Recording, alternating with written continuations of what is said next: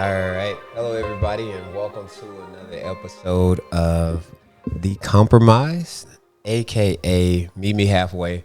Very quick intro. You always see me on the videos recently and everything. So, I have a special guest here. I'm going to introduce her as aka Miss Anderson, aka Immerse Fashion CEO, aka Miss Survivor, fighting through the diva herself, the woman of the hour, the woman that everyone's been missing and been wanting to see, my wife. This is the one that you.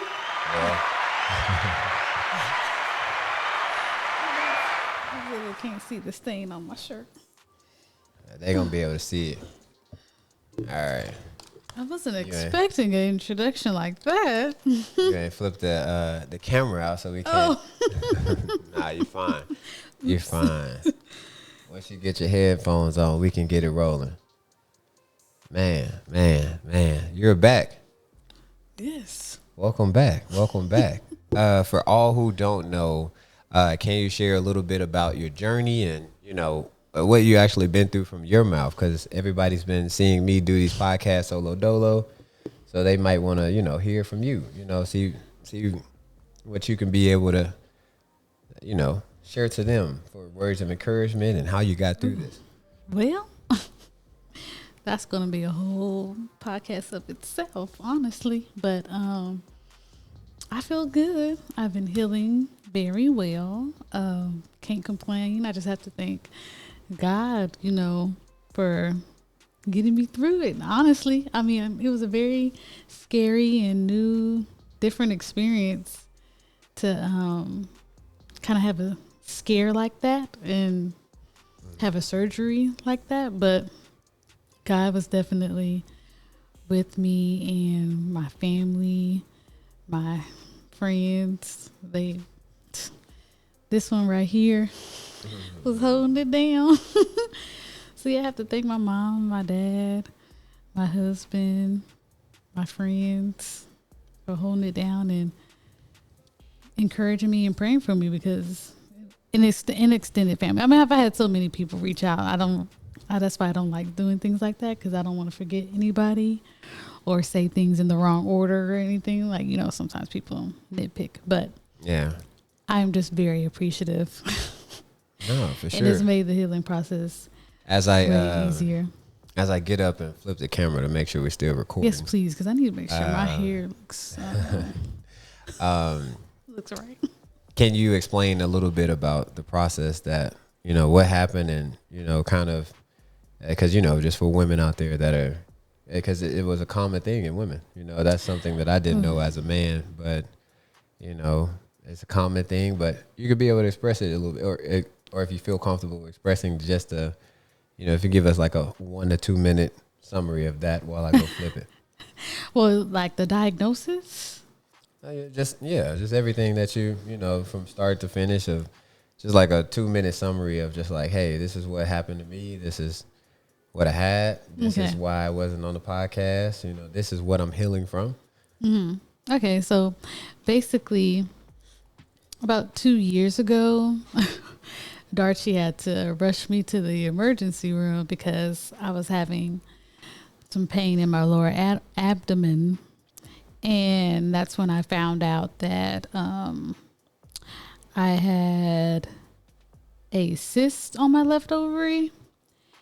And then, but it was small, so nothing too alarming. But that was like a shock for me, because I was like, oh, I've never had any, issues. So I was like, oh, okay, this is different.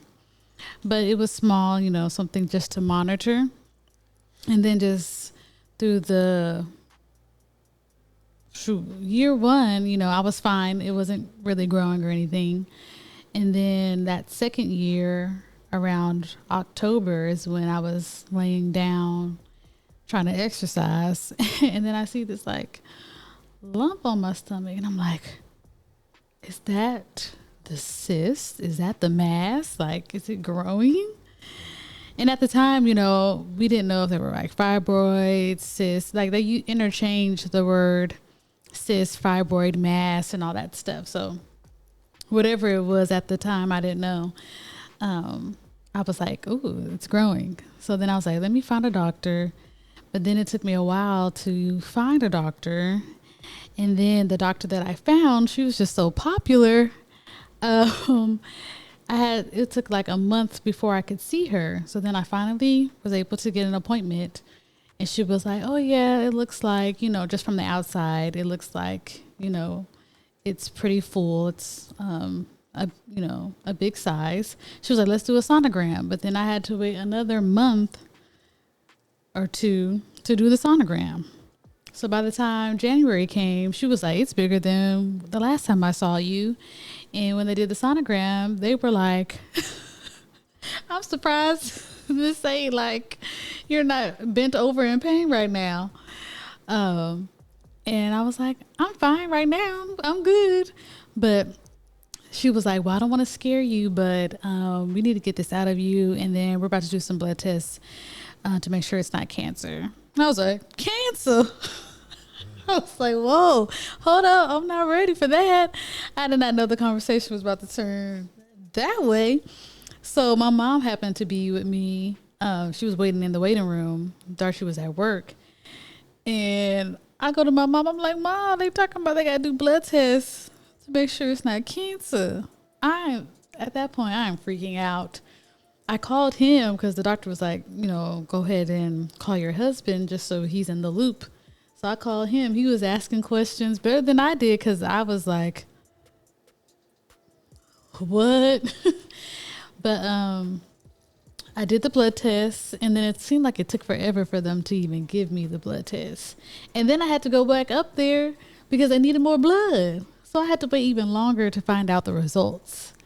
Then I finally got the results of the blood test, and they were like, oh, it looks a little elevated. And I'm like, but she was like, but it doesn't mean you have ovarian cancer, but I'm going to send you to the specialist. So I'm like, okay, cool. Finally, we're getting somewhere. But I'm still like, so should I be excited that it's not definite cancer, but still be nervous because she said it's a little elevated? So then I was like, let me not worry too much on that part. Let me get ready to see the specialist. And then the specialist works at the place that's called this. Well, should I say the name of the place? I mean, probably some women out there. Well, the place is called the Center for Cancer and Blood Disorder. I'm like, oh Lord, I gotta go to a place that's named after like cancer, so that made me nervous. But I ended up just sending the doctor to my friends and family, and I was like, go ahead and start praying, y'all. Pray over this doctor that she would be able to, help me and everything goes smooth. So my friends were already redoing research, praying over her. So my prayer warriors was definitely on speed dial. But we went to the first appointment together, me and Darchi. He had his questions, I had my questions, and she just made us feel very comfortable. Like, I felt excited. I'm like, yay. She told me all my different options, which was nerve-wracking, but I'm glad to know it was 3 options, I think. One was it's not cancer, the best option. 2, that the cysts has cancer, but it hasn't spread to the rest of the body, so you can just remove the cysts. And then the 3rd option was the cyst has cancer and it has spread, and that's the worst option. And then she just shared like, oh, you might have to do a hysterectomy, or there's a possibility, or just all that stuff. So she made me feel very, very comfortable. And then the time came.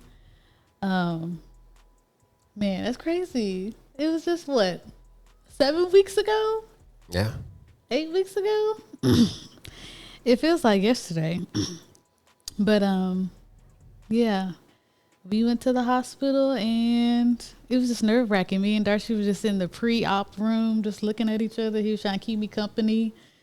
I'm breathing, praying, trying not to freak out, because I'm literally in the bed waiting for them to roll me to the surgery room. I remember what it looks like, the operating room, like these big old lights, these syringes everywhere. It was like 5 doctors in there too, like our nurses or whatever in there. And they're like, hi, I'm so-and-so. Hi, I'm so-and-so. They're trying to introduce themselves while they're prepping for the operation. And the next thing you know, the anesthesiologist comes in and he's like, okay, I'm going to give you that happy juice or whatever he said that I was telling you about. And then just like that, I was out. It was quick. They knocked me out real quick. But I thought it was funny though, like the anesthesiologist and the surgeon comes in before just to talk and, make sure. And the anesthesiologist came in and I was like, they probably gonna give me fentanyl. And Darcy was like, fentanyl? Do they have a substitute? Like they don't need to be giving you that. And I was like, well, it's under doctor's supervision. I think it'll be fine. I said, but we'll ask. So Darcy, the first thing Darcy was like, are you gonna give her fentanyl? And he was like, yeah, we gonna give her, I think he called it the Michael Jackson juice, R.I.P. That's so rude. But he was like, yeah, but it's fine. It's under doctor's supervision. He tried to assure Darcy it would be fine. But yeah, it was just a really great experience. Thank God for that. Talking to everyone, the nurses, even my surgeon, she wanted to make sure that everything we discussed was going to happen. Like I told her, I do not want a hysterectomy. Do everything you can to not take it that far. And she listened. She stopped. So she took out the mass, and then she had to take out my right ovary and my appendix. I also found out that I have stage 4 endometriosis, which I was like, that's crazy. And then I had some more cysts on my left ovary that were smaller, but I got to keep my left ovary and my uterus. The only thing is my uterus is a little bit still stuck on my colon from the endometriosis, which she didn't want to continue to remove because she didn't want to get into the territory of hysterectomy from losing too much blood or anything like that. So I was appreciative, and I asked her, like, is that going to have effects later on? She was like, no, you'll be fine. So I'm like, okay, good. But yeah, that was a lot of information, but hey, it may help someone in the future. But yeah, so I got all of those things removed out of my body, and I'm healing well. I've been wanting to show people so bad, like my tumor, because it's just so interesting to see. That thing was huge. It was, yeah. I'm guessing on my hand, but it was big. I looked like I was like 3 months pregnant. That's why I was wearing baggy clothes for the longest. But yeah, that's a little bit of the story. I think that was a little bit over 3 minutes, but no, yeah. I mean, that was good. It was good decompression. Good to let it out, yeah. And for people to hear that too as well. We don't just have family listening, hopefully, a lot of times, but no, we thankful for whoever watching, whoever listening and stuff like that, but very appreciative of you all. But no, it's very good to be able to, share your journey on that, and, kudos to you. But yeah, I had to talk to God. Because I was scared. I said, Jesus, I'm scared. I be trying to act like I'm fine a lot of times. Yeah. For so long until I'm like, okay, I'm not okay anymore. I have to realize that, okay, I'm scared. Oh, and then I felt much better saying it and asking God to help me overcome it than pretending like I was okay. Yeah, I mean, that is very important. That can come from, mainly the topic that I wanted to touch on today, something that I was writing at work. Because I know some of our podcasts don't really get into the territory of where we try to like offend family members or anything, or, like we don't even talk about sex. A lot of our people that's around our age that probably listen to podcasts and stuff like that, they do talk about these things, and so our generation, I feel like we do need more open discussions. And so the topic that I had at hand was, breaking traditions. I feel like that was big. You know, I mean, a lot of family members may watch. You know, hopefully it doesn't offend nobody. I don't think that's something that should offend anybody, but you know, breaking tradition. One of my very first things that I was going to ask you was, what are traditions and what do they mean to you? So I would have to say for myself, excuse me. Oh God. Shake back. Lordy, I need some water. I actually like traditions. Really, I kind of love traditions, to be honest. Well, at least my family's traditions, I would say.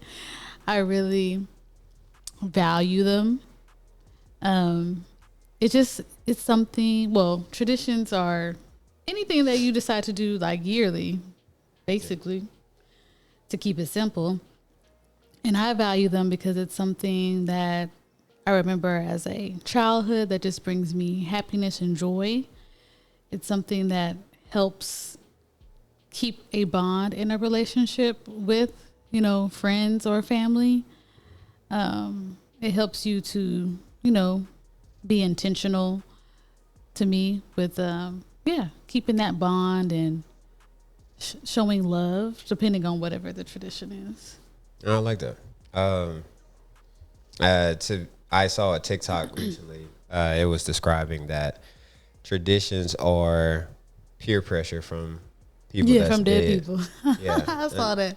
and I like that. You know, I that's how I view traditions. I view it as, you know, I lost loved ones when I was young. So, you know, granddad passed away, dad passed away, kind of thing. You know, dad was a preacher. You know, I could have started a tradition to, you know, saying like, hey, like I'm gonna be a preacher, my kid's gonna be a preacher. You know, kind of stuff. But you know, that's the way I view it. You know, just something that, you know, my dad would be still peer pressuring me to do certain things and carry myself a certain way, and you know, that's how I view it.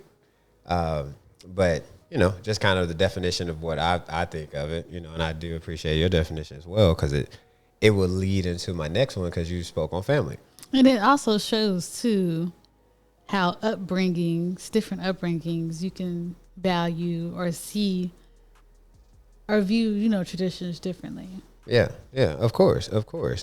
And you spoke on family. You did, you know, and that was one of my questions too as well was, you know, how does your family view traditions? Not just you. I feel like, well, everyone is different in my family. Everyone has different personalities in my family. I would say my mom, I would say everyone cherishes them and enjoys the traditions that we have. My mom, my brother, and my dad. But they truly would have to say themselves if they care to do it or not. I believe they do, but they would have to share like, oh, I'm not that interested, you know? Because one of the traditions that we do is like play games. And my dad enjoys playing games, but at a certain point he's like, okay, I'm done with the games. Gonna go to the room, watch TV. So I think he still enjoys it, but he may not want to do it as long as everyone else. David, on the other hand, I know some traditions he definitely enjoys because he does it every year. Like we go to the Martin Luther King parade. I know he likes to do that because he goes to it. You know, if he doesn't really care for it, he really won't do it. And then my mom, she just loves being around family, and she's the reason why we have a lot of traditions, because growing up, she wanted to introduce us to certain things. So I know she loves it. They still do it now, you know? Oh, yeah. I like that. You know, just being able to know, you know, kind of how your family views it. That's important too as well. Because me, honestly, I don't know how my family takes on traditions. I don't know. You know, I told you I don't do. Do y'all have any traditions? Any traditions in my family? No knock on my family. You know, love them to death. That sounds so monotone. Relax when you say it. You're not gonna. No, not at all. No, it's because the allergies kicking my butt too. Oh But yeah. no, no, I'm to my family. I know we don't do like Thanksgiving. You know, like Like a traditional family. household. Yeah, everybody has like the plate around the whole thing and do the whole thing. You know what I'm saying? Because we kind of, I would say my family, we have a very independent mindset. A lot of us are. My grandmother independent. Both of my grandmothers. Honestly, even my granny, she's very family oriented, but independent mindset. We have, we gonna do our thing. You gonna come over here, or you gonna go over there to somebody else's house, kind of thing. Like it's up to you, baby. We love you regardless. We extend our love. So regardless of what you do, you don't have to be here. I think I think each person may have their own tradition that they would like to do. Mentally, my grandma may call and say, "Hey, happy Thanksgiving." And that's for her. Every year I don't call and be like, "Happy Thanksgiving." One year I might just pop up and be like, "Hey, happy Thanksgiving to everybody," kind of thing. But I think everybody has an independent mindset, and they kind of, even my brothers and stuff like that. Like, I not even to touch on my Arkansas family. I don't know how they, do things up there because I barely go see them, which I would love to see them. I think that's one of the major reasons why I would say my family views it in an independent mindset, because we all have our things that we have going on, and it's kind of everybody got their struggles, everybody got their, things that they deal with mentally or daily and stuff like that. And Christmases and Thanksgiving, we don't do like a Secret Santa type of thing. Even my distant family, even far away, I don't really see something where they're like, oh, let's try to get together. We used to do a lot of family reunions. I have a part of my family that does family reunions still. Like it's a piece of my dad's side that does it. Like Kylan and his family organizes it and stuff like that. But I think a lot of it deals with like money and stuff. So that's why I'd be trying to value myself and be like, hey, let me get a lot of money. But then I don't think that's going to help everyone's traditions because they're still independent. You can be a millionaire, Correct. But that you still can't make that person get out the house and come down the street to your house because you're like, hey, I'm gonna pay for everything. I don't think money's going to change that. But that leads into it can help, but yeah, it may not change that. Yeah, I feel that because with my extended family, we used to go visit my grandpa every summer. But then when he passed away, things kind of changed. Some things dissolved, which is sad to me. But that's how my dad affected it. My dad was a pillar in both sides of the family. That was kind of tough for both sides, kind of thing. It was just like even my granddad, before he passed away, he was affected from my dad's passing away. And it was just like seeing somebody that had so much impact on family members that he was like, dang, you and my mom weren't even married. And, you're affecting, these people are they really were close with this man. And he'll come down and he'll bring people to different places and stuff like that. My dad was like, so, like, open to everyone and trying to make everyone happy. And I think that's a part of me. That's a tradition. That's also a mental tradition for me. But before even speaking on that, getting into like outside of the family, like, do you have any friends that have traditions? Do you have friends that have or people that's around you outside of the family, just not by it? Yeah. One tradition, well, really it was two with my friends. So one was every year I would host a vision board party, which sadly has dissolved as well because a lot of us have families now where a lot of us are married or, single, but still have, your own life situations, work, a lot of things have came in the way from keeping that as consistent as we used to when we were younger. We also used to have like a gala where all of us would get together and just really feed each other, spiritually, and just talk about things that are really bothering us, and then just, be there for each other. And that's another tradition that I miss, but no longer do every year. But we always talk about it. I know that it's something that we yearn for, me and my friends, and desire. because it was so needed. But we'd be like, oh yeah, girl, we're gonna get together, we're gonna do it, and then we don't do it. And but yeah, those were the two main ones for sure for my friends. What about you? I think one thing that we do is fantasy football every year. That's the that's thing. for sure. That's That ain't never gonna change. I mean, wouldn't say never because I'm Oh, yeah. like the ringleader of it, and sometimes I get kind of tired. I tire myself out because I do a lot of things and stuff like that, and so it's a lot of things that I have expectations for myself. But yeah, definitely, I've been doing fantasy football for about, ooh man, it's what is it going on like? I wouldn't say 10 years because 10 years was high school.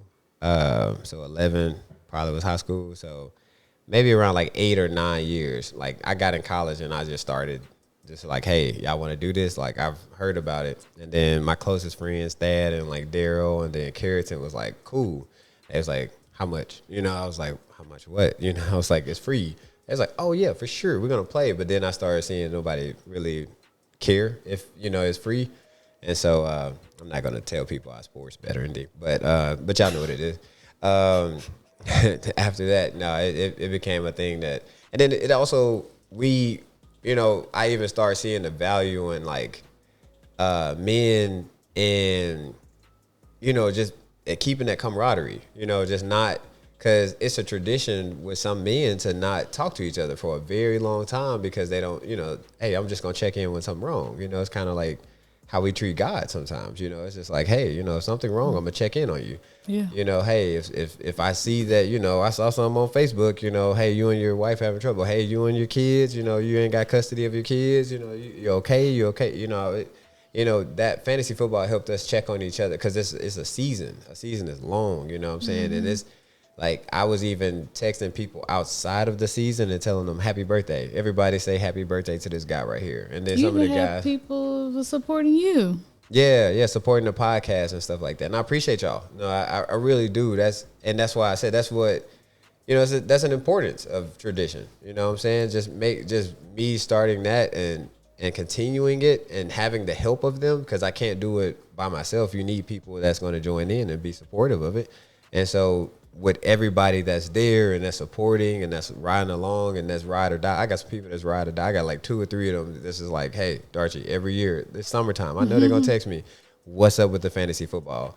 And they're going to be like, how much you going, like I was like, whatever it is. But no, that's big though, because even those people reached out to me and they were just like, hey, if you need a job, this and that. Hey, if you got this, hey, photography, you do photography, it's important. So that's why I think, hey, that's because that was the next question, how, how important is traditions, but we can, kind of both answer that in our own way. The next one could be, can traditions be broken? Is it a sin that you break it or? Yeah, traditions can be broken on purpose or not on purpose. You could purposely. I mean, to add on that, even Talk.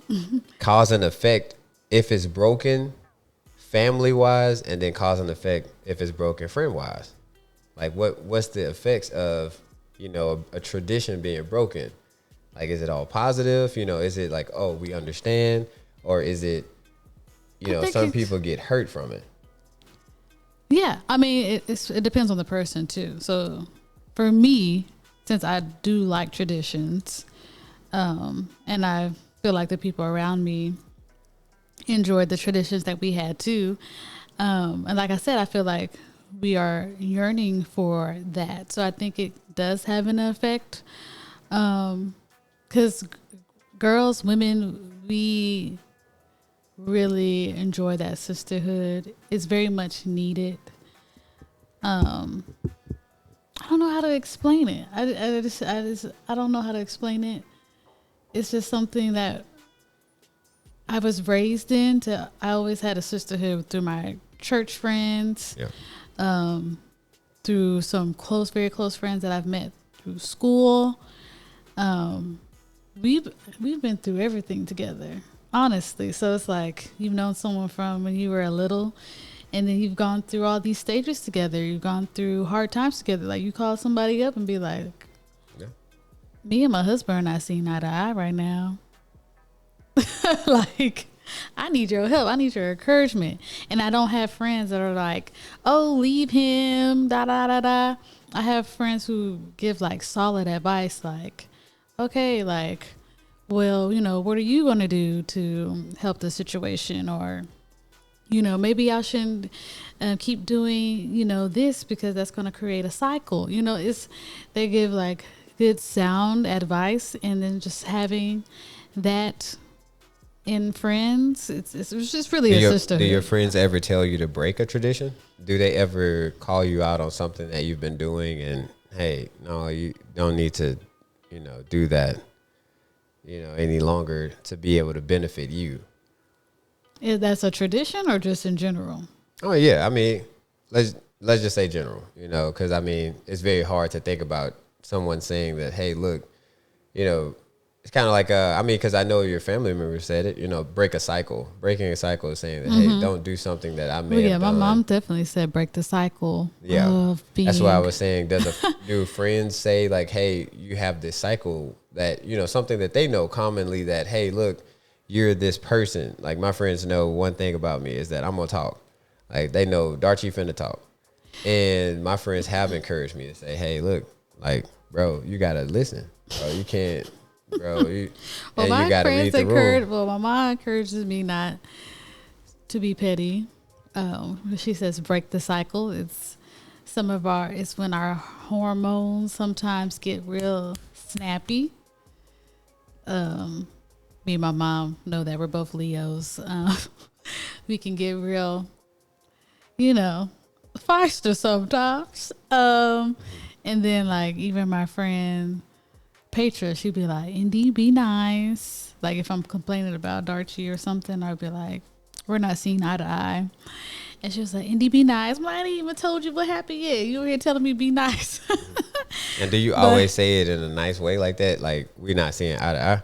Because I can't say that. A lot of times I don't, because even Petra commended me. She was like, you do really good of not tearing down your husband. Oh, okay. And I was like, thank you. I guess I'm the devil. I don't. Yeah, you on the other hand, he tell me the stuff he done told his friends. I'm like, dang, that's what you doing. Honest. At least I'm honest. At least you honest. At least you shouldn't be telling the business. Anywho. Okay. Anyway. You don't talk about nothing though? Let's get on that. You're right. That's what I'm coming okay, down. No, we're going to segue. No, I do share. I'm going to turn your microphone down. Stop. I'm trying to explain. Okay. I do share things. Okay. But I try not to tear you down in the process of sharing. You try. Things. Correct. You try. I mean, that's honesty. Like, that's angry, honesty, but we gotta be real with couples out there. Like when I've heard many people that's in a relationship, marriage, dating. I've heard people that that are your friends. They vent. Like I vent. I vent. We can't say it's a sin to vent to people and just be like, "Hey, look, I can't express." But there's venting, and then there is tearing someone down. Of course, but then there is also suppressing a feeling that you don't know how to express as well, because expression could be a part of tradition. We can be able to say like, "Hey, my family is not used to expressing." So then that leads me to say that I'm not going to express myself going further. You know what I'm saying? Because if someone's going to say like, "Hey, look, in this conversation, I'm just going to try to lightly explain everything that's going on, but mentally I'm thinking of it in a way deeper tone." You know what I'm saying? Like, that's why I feel like some marriages, we just listened to a whole podcast and then they was just, explaining, shout out to Corey. Thank you for sending that because it really helped us. Well, I would say it benefited, I would say I liked it because as a man, I've always felt that I'm supposed to be the leader. I'm supposed to, but then you sent me something the other day saying that I have to, for a good leader to be a leader, he has to follow as well. But then that's my motion of tearing you down. Because I'm saying you're not following, you're not doing this, you're not doing that, and it's frustrating. I get frustrated behind things that, like I've told the podcast before, a very previous episode, is that I can't control things. So then that's frustrating to me, but then also mentally, I didn't grow up with therapists. I didn't grow up with, 2-parent household that I can be, if I can't talk to my mom, I can talk to my dad. You know what I'm saying? So at the same time, I don't know how to express myself. So if I'm not in a way to where I have multiple voices, or multiple ears to my voice, to my one voice. You know what I'm saying? My little brother don't understand what I'm going through right now. Me and him 7-8 years apart. That's in the house. Me and Connor is 20 some years apart. So obviously that wouldn't gonna resonate. So only voice that only ear that's listening to his voice is probably my mom or God. But then growing up, I gotta be honest. I'm not gonna say I'm not finna, because now the family that's traditionally saying that we raised you on God would be upset. But to be honest, I wasn't going to God. I wasn't going to God when I'm frustrated when I was younger. You know what I'm saying? People say it so easily and lightly now, just like, oh yeah, go to God, go to God, go to God. But I was like, no. You know what I'm saying? Like, I'm mad right now. You know what I'm saying? Like, right now, like, answer what I got going on and then fix it right now, because I want to control the narrative. And I didn't understand how much control I didn't have and how much control God had, because we get lost in this world that I did this, I did that, I did this, I accomplished this, I accomplished that. Was that a tradition that from a family member that passed on to you to do that? I wouldn't say passed on to me. It might have been, sometimes we can create our own traditions. Sometimes traditionally I can be the person that, instead of going to God, I was, trying to figure it out, or always trying to vent to friends first. That was me. I was the person calling my friend first, calling my mama or something like that. When actuality, life taught me I'm almost 30 now, and I had to read today. You know what I'm saying? I had to read and see Job go through those things and feel like, dang, wait a minute. Like, I'm not going through as, like Job had like stuff on his body. You know what I'm saying? Like, God took him, but then at the end, and I think that's the part that I was trying to see too as well. Like, I'm always trying to see what's going to be the end, God. What's going to be the end? How do I get to the end? What's the end? What does the end look like? You know what I'm saying? Like, God may never reveal that to you, but growing up being so immature, you have impatience. Impatience is a part of my tradition as well. So that's one thing about part of being a leader too, is having that ability to be patient as a leader. Yeah. I guess it's traditional leadership. I was the leader of the football team. I was the captain of the football team. I was like, one of the top dudes that's speaking at the football team and speaking at church and stuff like that. And a lot of people heard me, or I felt that they heard me. I had an impression on me that you listen, you're listening right now. So that's kind of where.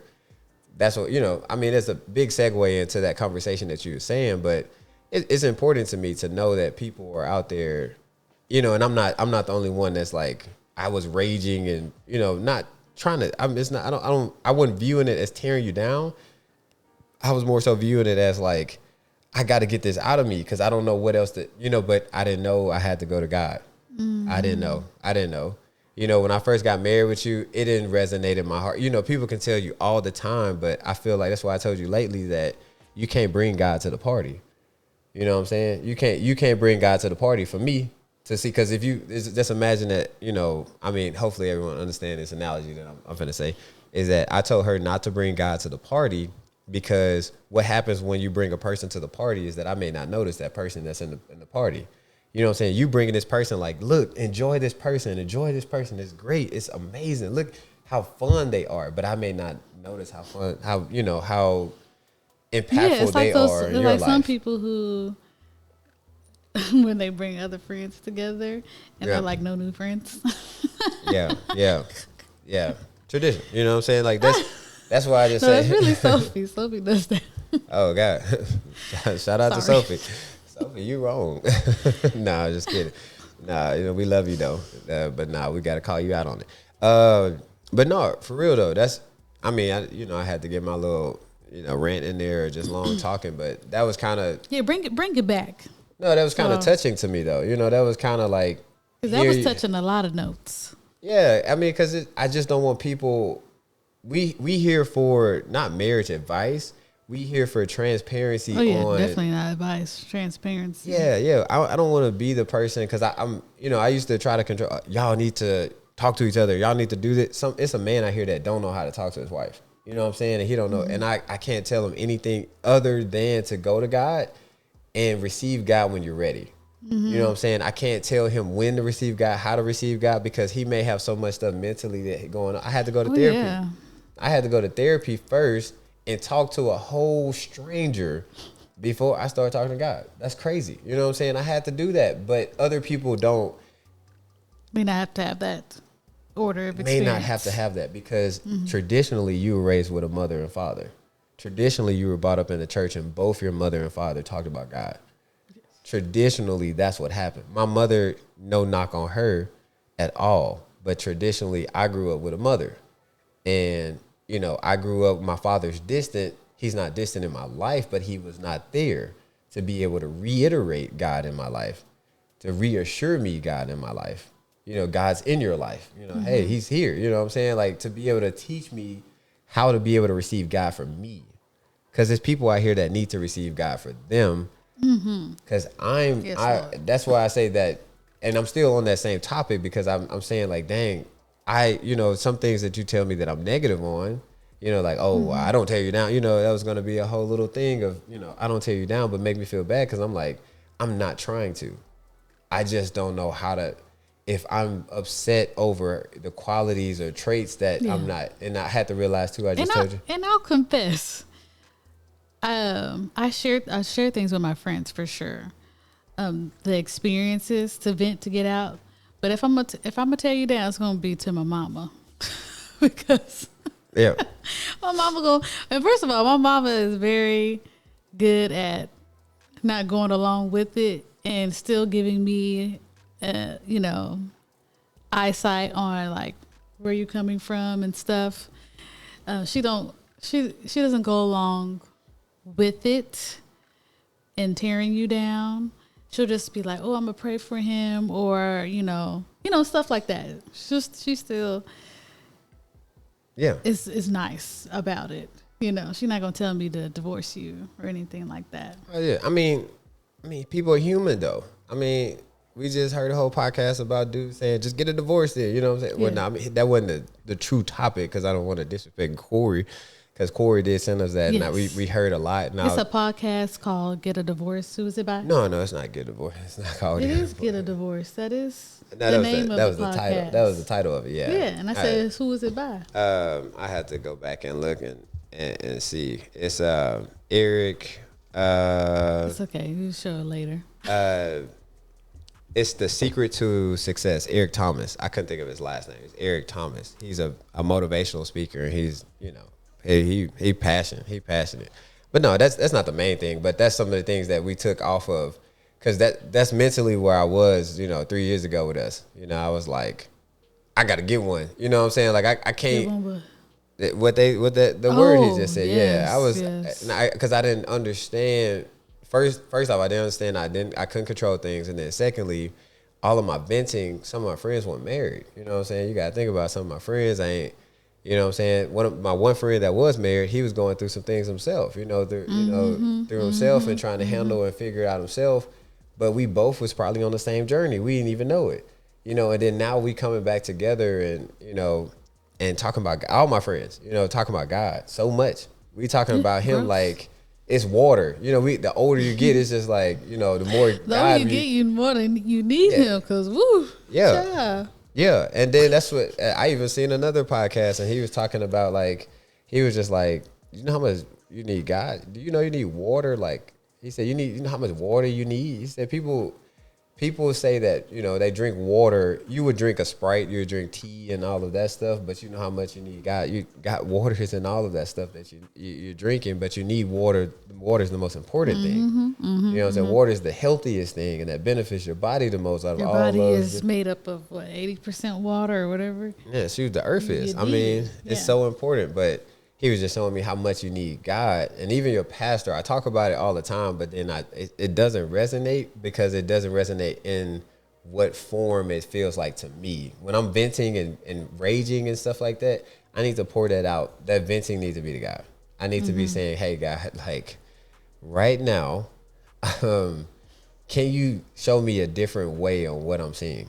You know what I'm saying? Like, because I was looking at you in One Track Mind. I was just saying, like, hey, look, you lazy? lackadaisical. You this, you don't do this, you're not trying to build this success route that we have. You know what I'm saying? Like, we have a success plan. We got this. We got this podcast. We got this. You got to be on the track. You got to be on the same track as me. You got to be on the same. And I had a mini breakdown.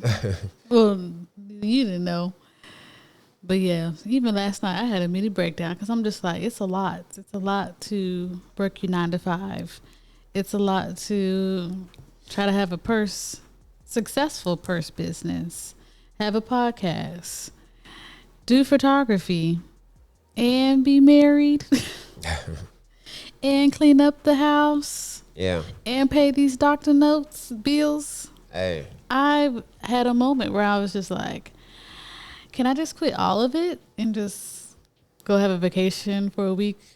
Bye, Darchie. Bye, businesses. Like, I need a break because it can become outraged. A lot. No, but I was like, I can't do that. I can't quit. You can't give up when you're invested and you have a plan. Yep. But it is very, difficult to weather the storm of getting to somewhere. And But I God's really plan is bigger than our plans. That's what I'm realizing. And I wish the journey was easier. Yeah. You know, I wish, or not even wish the journey was easier. I wish that us, even though we're married, we're two different people and we can see the journey differently. That sometimes makes the journey harder. So even that is like, dang, the journeys would seem so smoother if we would be more on the same page. But you have to remember, we're two different people. And I feel like as long as we give room for each other to be ourselves, you know, we can always come back together and finish the mission, which we do. Like, we have our moments. Hey, okay, let's get back on track. Because, the journey is not going to be easy, and I see why. Yeah, you're right. And that was leading to my last thing before I get to the next question, and then we can, come to a close too. My last thing was talking to my mom, and I told you that recently, and sometimes we have mental traditions, and we don't even know it. You know what I'm saying? I had a mental tradition on what a woman is supposed to be from an example that my mom showed. My mom was very strong to me. Very, she did a lot. She had a kid and all that stuff you just said. She had a kid and 3 jobs, and then she was also coming home. She was cooking. She would also come home, and I seen her be so patient with Kendall. You know what I'm saying? She taught Kendall, like, and I told you about Kendall, little anger. People laugh, and I'd be like, my little brother had little anger issues. You know what I'm saying? Like, and they'd be like, no, not calm, Kendall. Like, Kendall, nah, he had anger. I was like, my little brother pulled a knife on me one time. Like, I was like, I was gonna die. But no, to see her do all of that, juggle all of that, deal with my impatientness, because I used to have the same little fury and no, mom, just imagine a kid losing his dad. You know what I'm saying? Like, he's 13 years old, and you know what I'm saying, and you the mom trying to be able to be strong for him. I seen her try to be strong for me when he died. She was just like, walked outside, and I was like, I'm finna follow you. What are you doing? Where are you going? Like, are you leaving me? I already have one parent gone. Like, you can't leave me. You know what I'm saying? She couldn't hold it no more. She was like, dang, I gotta. And that's my first time. I was like, dang, I don't think I ever saw you cry. You know what I'm saying? And that's strong to me. That was what a woman's supposed to be in my head. What?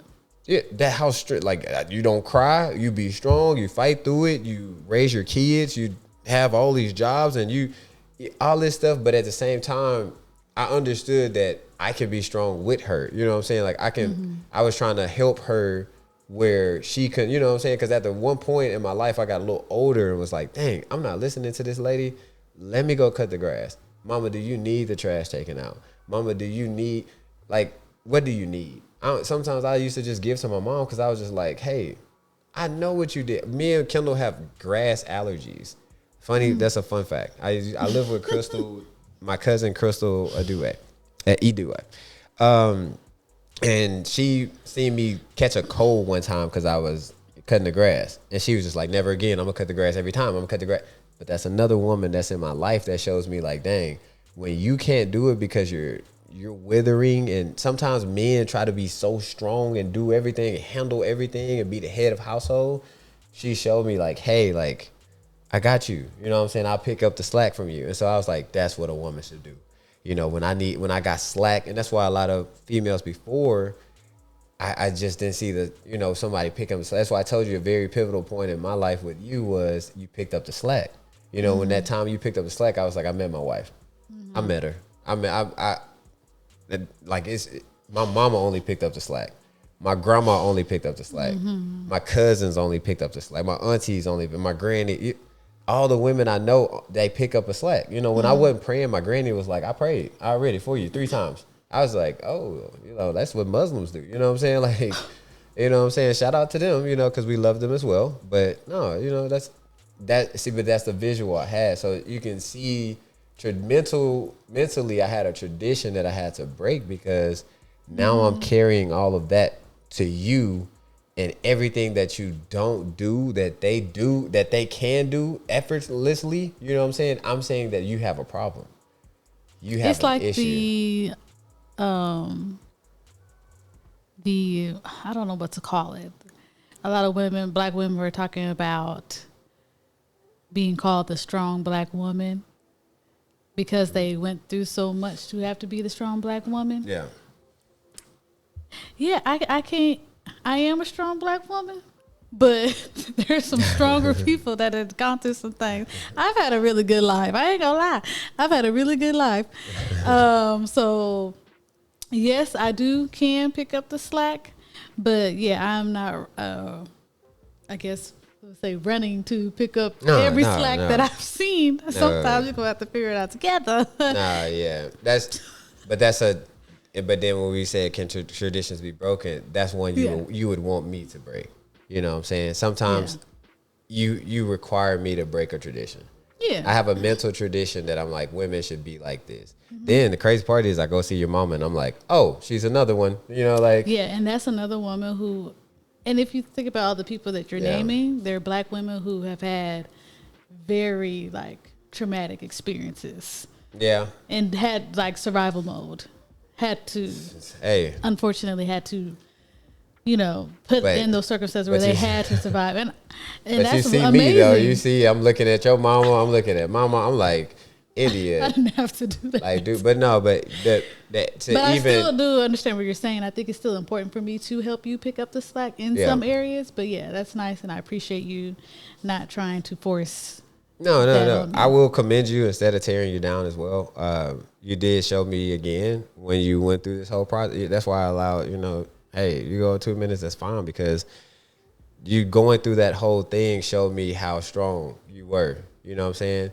Mentally strong, spiritually strong. You showed me in every aspect how strong of a woman you were. And I said, I can't take that for granted because I'm expecting you to be business strong and business minded and driven and always ready to post the podcast, go work on this, go study this, go study that, study this. And, I had to make a list. I had to start making lists. You know what I'm saying? I had to make it, you know what I'm saying? Just to pick up some slack that I'm saying, I'm making you try to do all these things, but I gotta do my part too. A team ain't just one player. You know what I'm saying? Like a team ain't just a coach just telling the players to do something. The coach is also doing his part as well, even if he's coaching. He's doing his part to make sure he's coaching and he's putting the right plays together. You know what I'm saying? I can't just be if I'm thinking I'm the coach.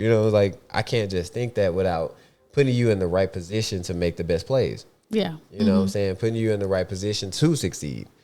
So you don't have to feel drained and tired from work because you're not used to being that person that my mother, my grandmother, and, all these strong black women. And shout out to them because, hey, traditionally, a lot of black women are the strong woman. But, that was my last little point. And, not to close. we almost done because this is like one of our longest ones. Well, shout out to you for being a strong black man and a good leader and going to therapy to see how you can even be a better leader of our household. Yeah. So shout out to you. Hey. I don't know which one it is. Got you. No, one important thing that I want to ask for us, because this is the last question. Mm-hmm. Do we have any current traditions for us? Heck no. Why? Unfortunately. Why? can't really put my finger on it. I feel like it's a few different reasons why Yeah. we don't have. Do you feel like it's because you mentally have traditions for yourself and you don't know how to create one together? You feel like family That can be is in the way of creating our tradition? No, Friends? no, Okay. You don't want to dog them out, but it's okay. I don't. You'll dog me out quick, but not them. All right.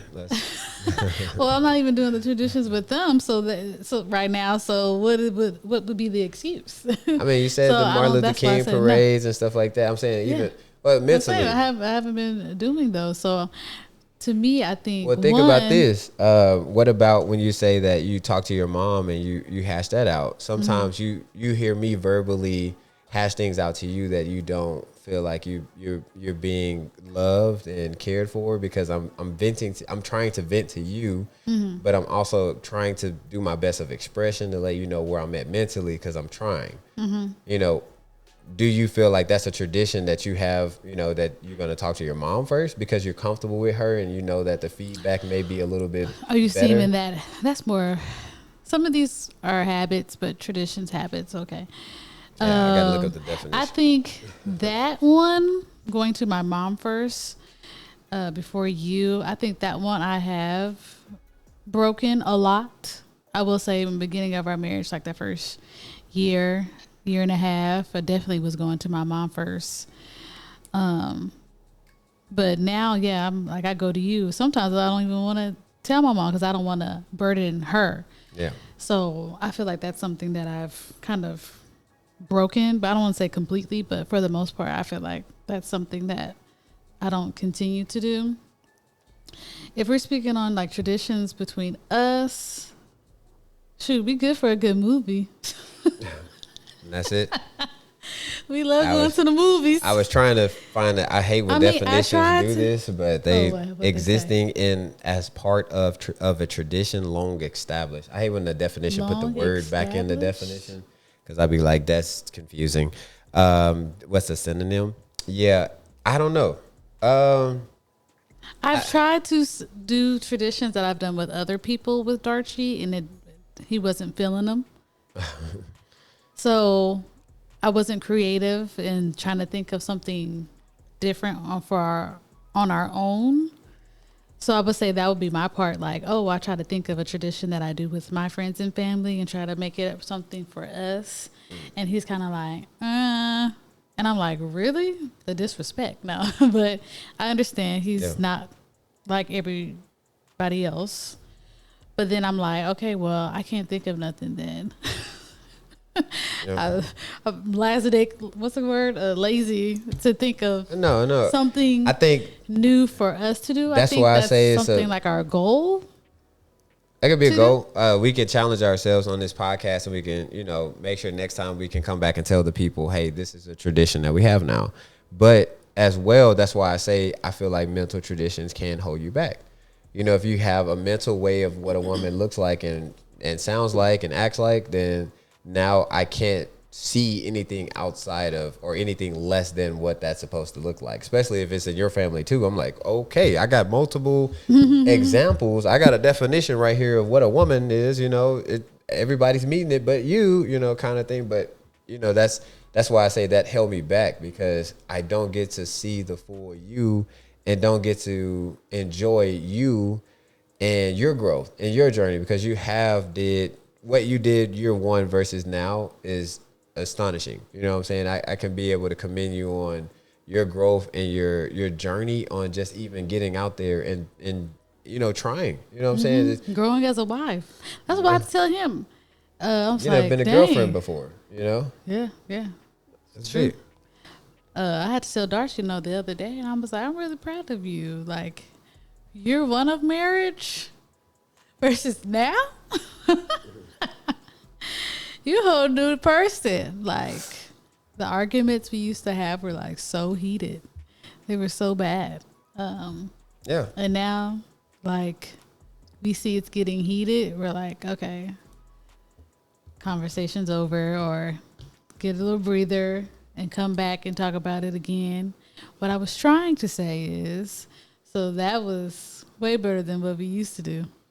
Yeah, it is. I mean, it was bad. I mean, that's why I say a lot of things mentally hold people back. I know we're coming close to time. You know, that's why I would want to say because we always end with words of encouragement.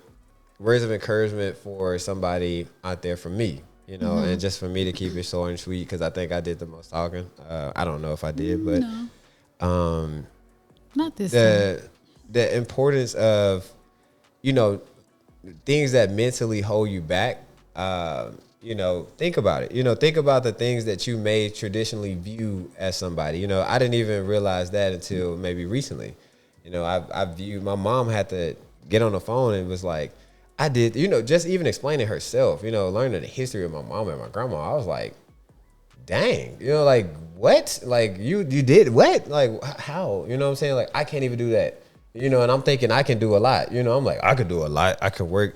But I just took a little nap today, and I tell my friends I don't take naps, but allergies got me, and I was like in there, and I had the iPad on my chest, and then I was just like, ooh, I fell back, and I woke up, and I was like, dang, like I had a whole list of things to do, but you know, God was just like, hey, rest, you know what I'm saying, kind of thing. So traditionally, I don't even like to take naps because I'm like, I'm gonna fail, and I'm not gonna be a part of that, but. It's a lot of things. That's why I say traditions to me, if I can go back and change my definition, is going to be things that are mental as well. Things can hold you back mentally. Certain women out there are expecting certain men, dating wise, to do certain things. You know what I'm saying? And when you meet a new person, when you're seeing new people and you're dealing with people every day, you can't expect somebody to do the same thing every single day. I'm sorry. You know what I'm saying? God shows us that we're all different for a reason. It's crazy. He made billions of people, and not one person is the same. You can have identical twins, exactly the same person, same fingerprint, but they're not the same. One of them got a deep voice and one got a light. You know, it's going to be something to where even if they try to do everything the same, one is going to have a blink that's shorter. One's going to have a heartbeat that's shorter. Mentally, we got to let these things, you know, stop tearing us down, stop holding us back, stop saying, hey, you know, this is what this person's supposed to do. Even if it's something that me and you've been married for this long, we haven't created traditions because we are thinking still like, hey, this is what we're supposed to do, or this is what you're supposed to do. This is what you, no, we have to come back and think, reevaluate our mental and say, what are we going to do instead of supposed to do? What are we going to do? How are we going to take our time out and create a tradition? We've been trying to so bad, but what feels good for us? You know what I'm saying? Besides what a family member may say, besides what a grandma or granddaughter may, we ain't got no granddaughters, but you know what I'm saying? Besides what whoever may say, what feels good for us? You know, when you're in a relationship, make sure that you always and mentally thinking about this, talking about this with your spouse or partner, what feels good for you, not what somebody else mentally says for you or what your family says or what your friends say, because everybody has an opinion, but don't nobody go to sleep with your partner but you. So you have to create that tradition. Your mom and dad go on Sunday, you know, trips, and that's beautiful for them. That's so beautiful. We can't do that though. You know what I'm saying? Sunday we be having stuff to do. You know what I'm saying? Some Sundays we have a whole film to record and a whole podcast. You know, we have things that we do, but you know, this could be our tradition. We just say we don't have a tradition, but we got a podcast that we posted all year. Last year. We that's a tradition.